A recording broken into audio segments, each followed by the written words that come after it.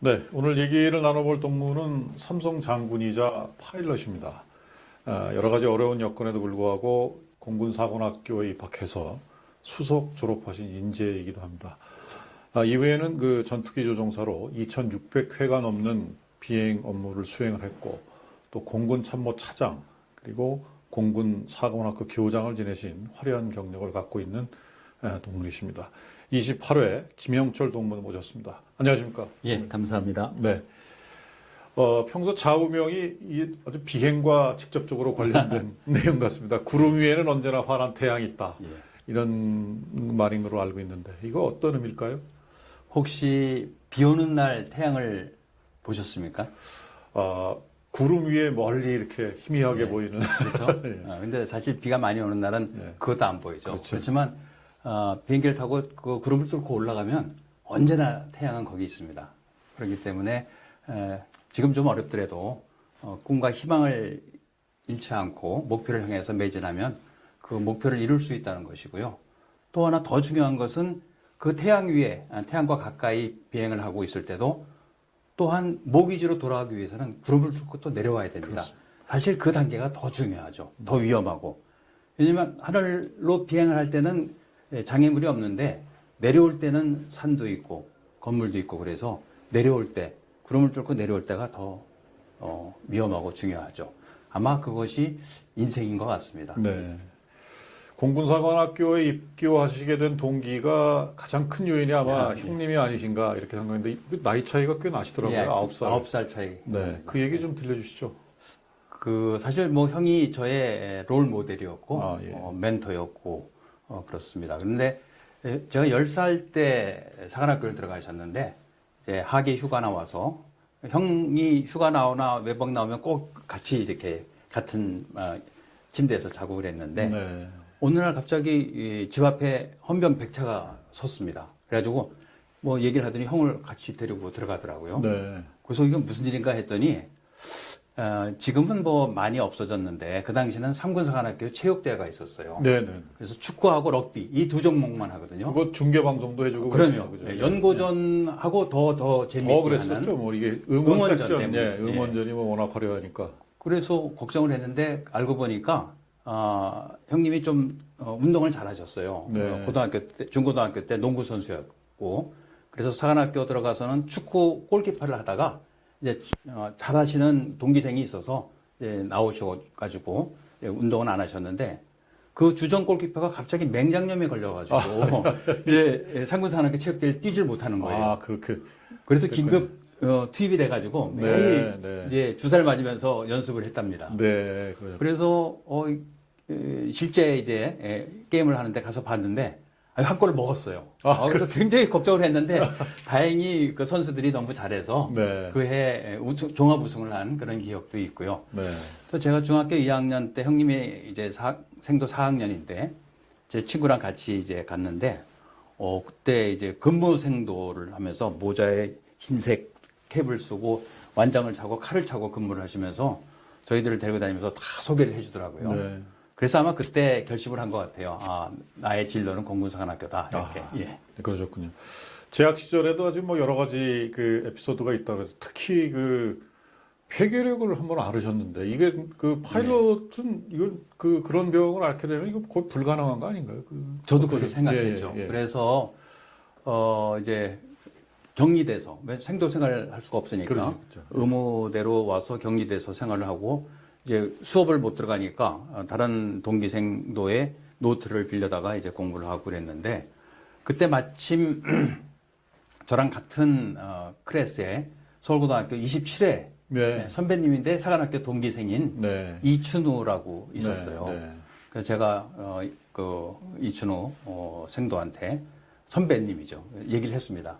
너는 꼭 몸 건강해서 조종사가 되라. 나는 뭐 공부를 좀 하니까 나중에 군의관이 돼서 서울의대 파견 나가는 그런 직책이 있어요. 네네네. 공부 잘한 그 생도들을 뽑아서. 네. 그래서 군의관이 돼서 너를 케어하겠다 그랬더니 실제로는 그 반대가 됐어요. 저는 한 3, 4개월 만에 다 났고요.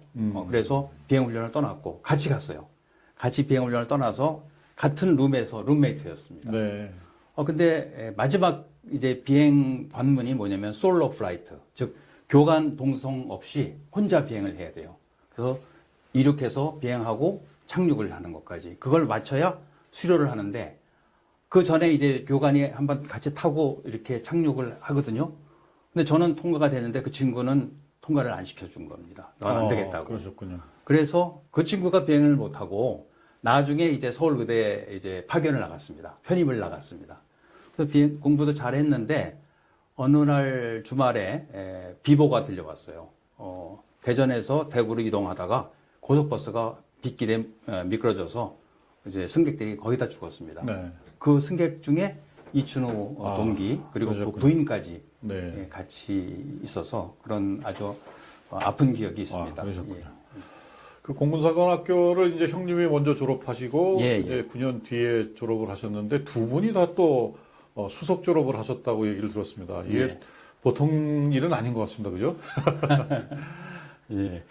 그 사실은 뭐 할 일이 없는 사람들이 공부를 해서 성적이 좋은 건데 사실 제가 서울고등학교에서도 저는 들어와서 그렇게 굉장히 걱정을 했습니다. 왜냐하면 뭐 과외 같은 것도 한 번도 안 해봤고 그래가지고 그런데 첫 시험 봤을 때 서울고등학교에서 원래고사를 봤을 때 제가 반에서 1등을 했어요. 네, 그러셨군요. 그래서 그때부터 좀 공부에 자신감이 붙었고 또 여름방학 끝나고 과제 시험이 있었습니다. 그때는 또 전교 1등을 해서 네. 자신이 좀 붙었죠. 네. 그래서 형님이 마침 대통령상을 받고 나가셨기 때문에 저도 이제 목표가 사관학교 졸업하는 목표가 이제 대통령상 받는 것으로 정해놓고 공부를 했죠. 네. 그랬더니 뭐 큰 대가 없이 대통령상을 받았고요. 아마 그 기록은 육해 공군사관학교 통틀어서 형제가 졸업한 사람은 많은데 그렇죠. 장군이 된 사람도 많은데 네. 그런 기록은 없는 걸로 알고 있습니다. 그렇겠죠. 뭐 수석으로 졸업한 형제분이 어디 뭐 있겠습니까? 근데 뭐 그 사관학교라는 것이 꼭 공부만 잘해서 수석할 수 있는 건 아니고 정말 지용체가 다 이렇게 뭐 갖춰줘야 되는데 두 분이 형제분이 다 이렇게 훌륭하신 분은 아닌가 생각이 됩니다. 그 전투 비행 횟수만 2,600회를 하셨다고 그러는데 제가 계산해 보니까 예. 이게 365일 매일 이렇게 출격을 하셔도 한 7년이 넘는 기간이더라고요. 근데 2,600회면 이건 뭐 굉장히 많은 숫자 같은데 이거 예. 어떻게 평가를 해야 될까요? 그러니까 그 2,600회라는 소트가 어떤 의미가 있는 건가요? 전투기는 네. 이제 비행을 한번 올라가면 대략 1시간에서 1시간 반 비행을 합니다. 네. 그런데 여객기 같으면은 한번 이륙해서 태평양 건너가면 한 13시간 비행하죠. 그렇죠. 제가 따져보니까 제 35년 군 경력 중에 실제 비행 부대에서 비행한 기간이 15년이더라고요. 네. 그러니까 15년 동안 2,600회 비행을 하려면 주말 빼고 거의 하루에 한 번씩은 비행을 해야 됩니다. 그러셨군요. 예. 그리고 제가 가장 비행을 많이 할 때가 대위 때 이제 교관 조종사를 할 때인데 그때는 하루에 3번 비행을 해야 됩니다. 그러니까 그러시군요. 하루에 3번 비행하는 게 이게 보통 중노동이 아닙니다. 그렇죠. 그리고 너무 힘들어요. 근데 그 이스라엘 조종사들이 6일 전쟁, 7일 전쟁 이때는 하루에 4회, 5회까지 출격을 했답니다. 그래서 이 정말 조종사는 강인한 정신력과 강인한 체력을 갖고 있어야 된다. 이렇게 말씀드릴 수 있죠. 저도 개인적으로 이제 그 전투 훈련단에 이제 견학을 갈 기회가 어디 있어가지고 그 이제 중력 체험하는 걸 한번 타본 경험이 있거든요. 이렇게 곤돌라라 그러면. 저는 아마 2G 정도 뭐 정신을 잃었던가 아마 그랬던 것 같은데 어쨌든 그게 뭐 그 정도 압력은 아니더라도 매일 3회를 타신다는 건 그만큼 몸에 막 엄청난 중압을 받고 해야 되는 일인데 하여튼 대단한 일을 하셨습니다. 그러니까 이제 가령 예를 들어서 비행을 할 때 전투 기동을 하면은 아까 2G, 3G 말씀하셨는데 한 7G까지 겁니다. 그러면 어떻게 되냐면 이제 피가 이렇게 쭉 빠지니까 블랙아웃이라고 그렇죠. 눈이 안 보이거든요. 네네. 그러니까 에만 머니버를 통해서 피가 내려오지 않도록 해야 되고 또 쥐를 많이 굴면 실핏줄이 터집니다. 그래서 다리 같은데 그런 얘기 들었습니다. 피가 다 묻습니다. 그러면 일부러 집에 가서 그걸 아내한테 보여줍니다. 그러면 그 다음날부터 반찬이 아주 좋아집니다. 네, 그러시군요. 예. 오늘 그래서 이렇게 봤는데 전투기 조종사로서 여러 가지 혜택을 받았다 나는 이렇게 말씀하셨습니다. 그래서 그 이제 직책들을 뭐 꼭 뭐 파일럿만 하신 건 아니고 그렇죠. 여러 가지 직책들을 예, 예. 거쳤는데 어떤 직책들을 거쳐 오시면서 나는 혜택을 예. 입었다 이렇게 생각하셨습니까? 제가 제일 먼저 이제 그런 느낌을 받은 것은 중이 말에 제가 교관 조종사를 하러 잠깐 이제 가 있었는 상태였는데 그때 한미 연합사령부에서 부관을 뽑는다는 연락이 오면서 저보러 네. 가서 면접을 보라는 겁니다. 네. 왜 그러냐면 제가 모셔야 될 장군이 미군 공군 삼성 장군이었어요. 네. 그래서 가서 면접을 봤더니 이제 저를 선택을 해주셔서 이제 한미연합사령부에 아주 대위 때 이제 중위 때 해서 대위 때 이제 갔죠. 네. 그랬더니 뭐 제일 신참이었습니다. 그래서 미군들하고 근무도 하고 또 영어도 배우고 무엇보다도 미군들의 일하는 방법 또 생각하는 것들을 그때 네. 많이 습득을 했던 것 같아요. 그래서 그때 이제 끝나면서 또 미 공군 대학원 AFIT라고 석사과정 또 그러셨군요. 파견 거기 교육을 또 돼서, 나가서 예, 예. 미군들하고 같이 예, 공부도 예. 한 경험이 있고요. 네. 들어와서는 또 대통령 비서실에 근무할 경험이 기회가 주어졌습니다. 그때 김영삼 대통령 시절인데 외교안보 상황이 너무 복잡하고 그러니까 외교안보 상황실을 만들어야 되겠다. 그래서 그때 이제 국방부랑 뭐 경찰 이런 데서 다 오기로 했는데 결국 시작은 국방부로만 시작을 했죠. 그래서 육해공군 해병대가 모여서 네. 24시간 말하자면 다 퇴근하고 나서도 저희들은 거기서 2명씩 남아서 국내 상황을 종합해서 다음날 비서실장님과 네. 대통령께 보고를 드리고 그랬죠. 그리고는 또 주미 대사관에 무관으로 또 한번 나갔습니다. 아, 3년 그러셨군요. 동안 예. 무관 생활을 한 것이 굉장히 네. 기억에 남고 네.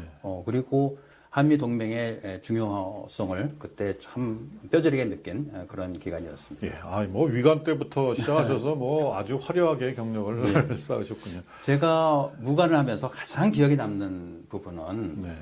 노무현 대통령께서 이제 미국 방문을 하셨습니다. 그때 어떤 임무가 저에게 주어졌냐면 미국 내에 있는 참전 용사들을 모셔다가 대통령과 이제 면담, 이제 접견을 하는 그 스케줄이 있었어요. 그래서 다 연락을 드려서 블레어 하우스에 모셔놓고 네. 대통령께서 오셔가지고 이제 서로 대담을 하시는데 노무현 대통령께서 이러시더라고요.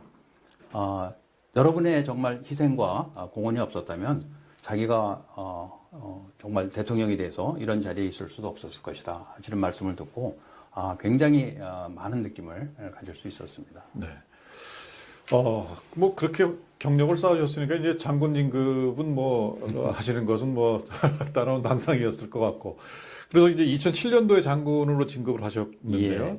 그래서 형님도 이전에 장군 진급을 예, 하시고 예, 그래서 형제 장군 예. 그것도 사실은 수석 졸업과 또 다른 느낌의 감격스러운 일이었을 것 같습니다. 그때 감회가 어떠셨나요? 맞습니다. 육군 산하교를 수석으로 나와서는 장군 진급이 안 된다는 얘기가 있고요. 네. 근데 공군은 다행스럽게도 뭐 그런 산하교 성적을 그렇게 크게 보지 않고 장군 진급이 됐는데 그때 이제 첫 느낌은 이제는 정말 군과 국가를 위해서 일을 할 수 있겠다. 그 전까지는 사실 비행이라는 굉장히 중요한 임무 때문에 다른 뭐 안보라든가 이런 걸 생각할 시간이 없더라고요.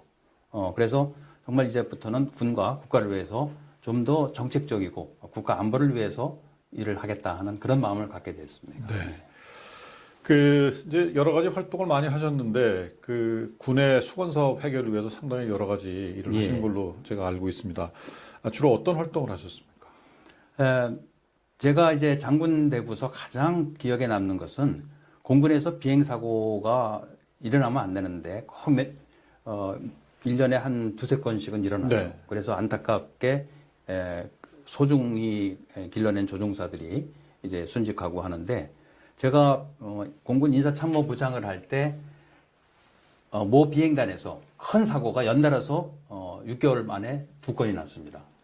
근데 그 비행단이 공교롭게도 제가 비행단장을 하고 떠나서 1년 후에 그런 사고가 났습니다. 네. 그래서 이건 정말 안 되겠구나 하고 공군 전체적으로 태스크포스가 꾸려졌고 비행사고 근절을 위한 어떤 대책들을 많이 세웠습니다. 그 중에 하나가 제가 이제 가만히 생각해 보니까 이것은 조종사들이 특히 숙련급 조종사들, 소령급 조종사들이 많이 유출되기 때문에, 즉 민간 항공으로 나가기 때문에 그런 것이 아닌가 하고 생각을 해서 국방부에 이제 도움을 요청했습니다. 네. 그래서 찾아간 곳이 국방부 정책실인데 그때 만난 그 담당 장군이 신원식 장군, 지금 이제 국방부 장관이죠. 지금 이제 장관 그때 되신 처음 분이군요. 신원식 장군을 만났습니다. 네. 제가 사관학교로는 1년 선배고 신 장관님은 이제 1년 후배지만 네. 그 당시 제가 말씀을 드리고 공군에 이렇게 어려움이 있으니 좀 도와주면 좋겠다 했더니 뭘 도와주면 좋겠냐고 그래서 국방연구원이라고 카이다가 있거든요. 거기에 의뢰를 해서 공군 사고가 왜 이렇게 많이 나는지 조종사 유출을 방지하려면 어떻게 해야 되는지를 연구를 해달라. 그랬더니 바로 조치를 해주셨어요.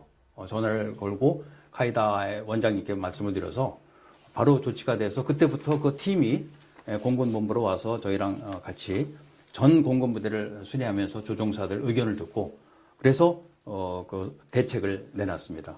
그래서 그 대책을 국방장관님께도 보고 드리고 그 당시 국회의원분들께도 보고를 드려서 국회에서 아주 쾌히 승인을 해서 국회에서 세미나도 열면서 그래서 많은 것들이 이루어졌는데요. 그때 가장 중요한 것이 조종사들을 좀 더 본부를 많이 시켜야 되겠다. 즉 의무 복무 기간을 연장하는 거였어요. 그거는 법을 바꿔야 되는 거거든요. 그렇죠. 그래서 군 인사법을 그 해에 바꿨습니다. 아, 그러셨군요. 예. 그리고 공군에서 조종사들을 다 대령 진급을 시키고 싶은데 그건 안 되잖아요. 그래서 중령 정도에서 끝나는 조종사들을 바깥으로 유출이 안 되도록 우리 군내에 교관직위를 만들어서 더 활용할 수 있도록 만들었고요. 네. 또 군에서 올해 의무 복무 기간을 끝나고도 계속 복무하는 조종사들에게 특별 가산 수당을 만들었습니다. 이때 우리 서울고등학교 선배님들이 많이 도와주셨죠. 아, 그러셨군요. 기재부에 계신 이제 차관보님, 네. 행안부에 계시던 차관님이 네. 아주 많이 도와주셨어요. 그래서 공군에 꼭 필요한 일이니까 네. 도와주겠다 이렇게 하셨고 그런 것들이 많이 기억에 납니다. 확실히 그 서울고 인맥들이 그럴 때는 참 적극적으로 도와주십니다. 정말 아까 뭐 우리 사석에서 잠깐 얘기를 했지만 진급 문제라든가 개인적인 뭐 어떤 이익을 위해서는 그런 걸 하지만 확실히 공과사는 구분을 확실히 하시고 예. 또 도와주실 때는 그렇게 확실하게 도와주시는 그렇습니다. 분들이 서울고 선배들 같습니다. 현재 한국군사문제연구원 원장으로 일하고 계시는데요. 이 예. 군사문제연구원의 역할 그리고 기능은 어떤 건가요? 예, 군사문제연구원은 사실은 군사문제에 관한 가장 중요한 연구기관은 카이다라고 한국국방연구원이 있고요. 또 무기체계 개발은 ADD가 이제 무기체계 개발을 하죠. 그런데 우리 한국군사문제연구원은 조금 자유롭게 객관적인 입장에서 국방부 지원을 받지 않으면서 또 국방부에 이제 도움을 줄 수 있는 어떤 군사 문제들을 연구해서 보고서로 제출도 하고 또 많은 글도 써서 이렇게 언론에도 내고 또 네. 자체적으로 매달 한 번씩 내는 월간지가 있습니다. 네. 소개해드리려고 갖고 나왔는데요. 네. 월간 카이마라고 네, 네. 월간지입니다. 네. 그래서 지난 6월 달 같은 경우에는 저희가 현충일을 맞이해서 이렇게 이런 제목의 예. 여기 제목이 잘 보이실지 모르겠습니다만은 대한민국의 이튼 칼리지 서울고등학교 이렇게 제목이 나와 있고 예, 왜 이런 걸 했냐면 여기 우리 서울고등학교에는 현충 중원탑을 비롯해서 6.25 참전 기념비도 있고 네. 그런 시설이 많이 있거든요. 아마 대한민국 고등학교 중에선 가장 많이 있는 것으로 알고 있고 그렇습니다.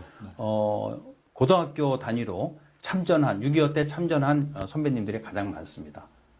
그렇기 때문에 그런 정신을 좀 널리 알려야 되겠다 이렇게 생각해서 영국의 이튼 칼리지가 유명한 것은 영국의 총리를 많이 배출해서가 아니고 가장 많은 참전을 한 학교로서 그 명성이 지금 유지하고 있는 것이죠. 네.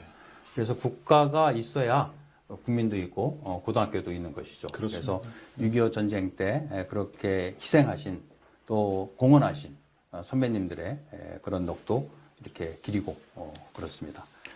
지금 이제 북한과 공군력을 비교해 보면 사실은 뭐 비교할 수 없을 정도로 사실은 저희가 우위에 있는 것으로 저희는 뭐 이렇게 알고 있습니다. 근데 그 이제 북한은 북한대로 나름대로 비대칭 전력이랄까 뭐 이제 뭐 모르겠습니다만은 그래서 몇 년 전에 이제 좀 허접하긴 하지만 무인기 몇 대가 지금 넘어와서 청와대 인근까지 뭐 촬영을 하고 뭐 이렇게 그렇죠. 사실은 뭐 예. 대처가 뭐 미흡했다 이렇게 해서 비난도 많이 받고 그랬는데 예. 거기에 대해서 조금 우리 선배님은 좀 다른 생각을 가지신 것 같아요. 거기 그것과 관련된 그러니까 입지랄까 예, 생각이랄까 좀 그런 거가 있으신가요? 특별히 다른 건 아니지만요. 네. 이렇게 도발하는 적, 침투하는 적을 물샐 틈 없이 막을 수는 없어요. 사실은. 예. 네. 우리 다 아시겠지만 경찰이 그렇게 있고 경찰이 많은 방법 활동을 하고 있지만 끊임없이 범죄는 발생하잖아요. 특히 요즘 묻지마 범죄, 칼 들고 막 길에서 지나가는 행위들을 해치고 이제 그런 것들은 언제든지 있을 수 있습니다. 저는 군도 마찬가지라고 봅니다. 우리 군이 존재하는 이유는 국가를 방위하고 국민의 재산과 생명을 지키는 것이죠. 근데 그런 과정에서 한두 명이 넘어오는 귀순 병사라든가 이것까지 완벽하게 막는다. 물론 막을 수 있습니다. 단기간에는 한 달 정도. 그런데 그렇게 하려면 우리 병사들이 그렇죠. 너무너무 힘들어져요. 그렇습니다. 그 뭐든지 비용 대 효과를 생각해야 된다. 그래서 군은 대규모로 침투하는 적을 막고 전쟁을 예방하는 데 중점을 두죠. 그러다 보면 이렇게 사소한 것은 좀 뭐 사소한 건 아니지만 이런 것들은 어느 정도 감안을 해야 되고요. 특히 무인기가 문제가 되는 것은요. 저고도로 날아오기 때문에 그리고 크기가 작기 때문에 레이더에 잘 잡히질 않아요. 그렇죠. 네. 그 요번처럼 잡았다가 하더라도 타격 수단이 없습니다. 그렇죠. 밑에서 대원포를 쓰면 안 맞은 포탄은 어떻게 됩니까? 다시 떨어지니까. 떨어져서 우리 예, 민간에 민간에 다칠 수 있고요. 항공기에서 위에서 잡았으면 사격을 하면 되지만 아래쪽. 사격하면 아래쪽이 벌집이 되죠. 그래서 못합니다. 그래서 지금 우리 국방부에서도 계속 그것을 확인하고 있는데 이런 작은 물체를 잡을 수 있는 장거리 레이더라든가 또 이런 무인기를 격퇴시킬 수 있는 어떤 레이저 무기라든가 이런 것들을 지금 개발하는 것으로 알고 있습니다. 그래서 좀 더 이런 데 집중해서 좋은 무기 체계들을 개발하고 대책을 만들었으면 좋겠습니다. 네, 어쨌든 조금 좀 폭넓은 시야로 이제 국방도 봐야 되겠다 하는 그런 말씀인 그렇죠. 것 같습니다. 그래서 네. 요즘 뭐 아시안 게임 이렇게 하지만 최선을 다하지만 모든 것을 금메달 딸 수 없지 않습니까? 그렇더라도 그 선수들에게 격려와 응원을 보내주는 것 같이 국민 여러분들께서는 군을 믿고 군과 함께 나라를 지켜야 되는 그런 상황이라고 생각이 됩니다.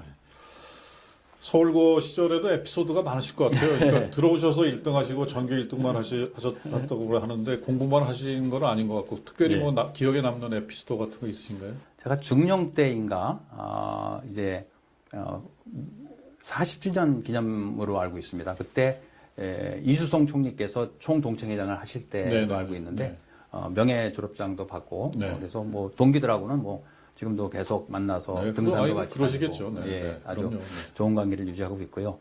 아까도 말씀드렸습니다만은 그런 좋은 친구를 잃은 이춘호 친구 같은 좋은 친구를 잃은 것이 굉장히 마음에 아프고 그렇지만 이렇게 생활을 하면서 여러 선 후배님들과 만나면서 많은 좋은 경험, 기억들을 갖고 있는 것이 정말 자랑스러운 것이라고 생각됩니다. 네. 오늘 그 유튜브 촬영하는 것의 제목이 육계부책 학당이죠. 그러니까 이제 깨끗하자, 부지런하자, 책임지키자. 사실은 이 교훈을 마음속에 담고 있는 분들이 굉장히 많이 있습니다. 제가 동문들하고 여러 번 인터뷰를 했는데 그 우리 장군님께서는 서울고등학교는 나에게 뭐다 이렇게 딱 정의를 내리신다면 어떤 정의를 내리실 수 있을까요? 저는 이제 군인이니까 군인의 워드로 말씀드리겠습니다. 서울고등학교는 나의 작전적 중심이다. 네. 이제 작전적 중심을 이제 영어로 center of gravity라고 그러거든요. 그래서 적의 항상 적과 싸울 때는 적의 작전적 중심을 제일 먼저 타격을 해야 되는 겁니다. 그래서 서울고등학교는 저에게는 뭐 잊지 못할 소중한 자산이고 또 대한민국을 위해서도 큰 역할을 하고 있고 앞으로도 하기를 바랍니다. 그 중에 지금 현재 고등학교 3학년 학생 중에 네. 박성준이라는 학생이 있는데요. 네네. 박성준 학생이 지금 공군사관학교 시험을 봐서 필기 시험은 이제 통과를 했고요. 아, 그렇습니다. 면접과 신체 검사를 받고 네. 지금 결과를 11월 뭐 한 10일경에 발표한다고 얘기를 들었습니다. 그러니까 좋은 결과 있기를 바라고 우리 후배님들 나라의 밑분 일꾼이 되기를 기대합니다. 네, 정말 그 충원탑 지나면서 다 그런 마음들을 새기지 않을까 뭐 그렇게 생각을 합니다. 네, 이 전투기가 하늘을 날기 위해서는 정말 추진력이 있어야 되고 이 추진력이 없으면 정말 쇳덩어리에 불과하다. 이런 말씀을 정말 몸으로 실천하시고 지금까지 살아오신 그런 분이 아닌가 생각이 됩니다. 오늘 김영철 장군님 오늘 살아온 얘기 재미있게 잘 들어봤습니다. 오늘 시간 내주셔서 고맙습니다. 제가 영광입니다. 감사합니다. 예.